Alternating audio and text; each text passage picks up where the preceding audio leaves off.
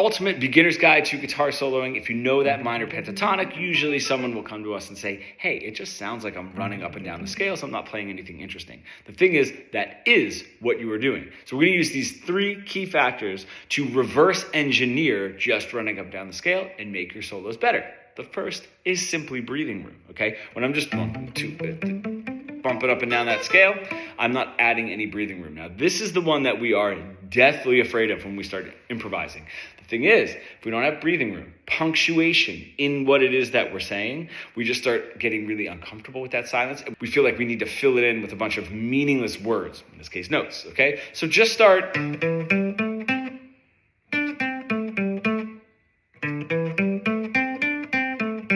All right, now we have sentences and a little bit of punctuation gives us some breathing room, okay? First thing, nice and easy. The second one is going to be rhythmic variation. What are we doing when we're running up and down that scale rhythmically? 1 and 2 and 3 and 4, right? Real boring.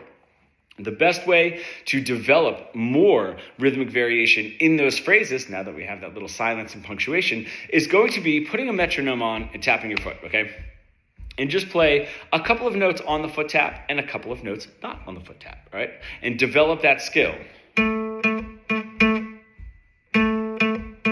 Okay, fine. I can take that rhythmic variation and start putting it into those phrases, and that's going to get me away from 1 and 2 and 3 and 4 and perfect, all right? The next one is going to be repetition, and this is twofold. If I'm just blurting a bunch of things out, I'm forgetting what it is that I'm saying, right? Because music is a language. The guitar is just the voice that we're singing or speaking that language through. Thing is, if I'm not focused on what I just said, I'm just going to be rambling and meandering, okay? We don't want to do that. So if I can repeat a phrase.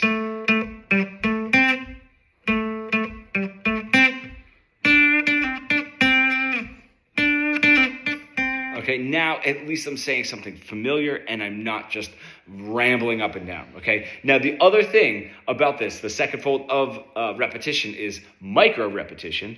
We're always going up or down this scale when we're just running up and down the scale.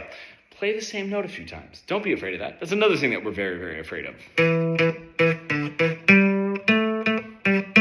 All right, we don't have to always be jumping to the next note or the note behind in the scale, okay? I do have a full video diving much deeper into these concepts if you would like to check that out in the description or the first comment. And if you are an intermediate guitar player that wants to bridge the gap between your creative ideas and what you're able to play, becoming fully fretboard fluent, comment pro below and we can get started to see if you're right for our mentorship program.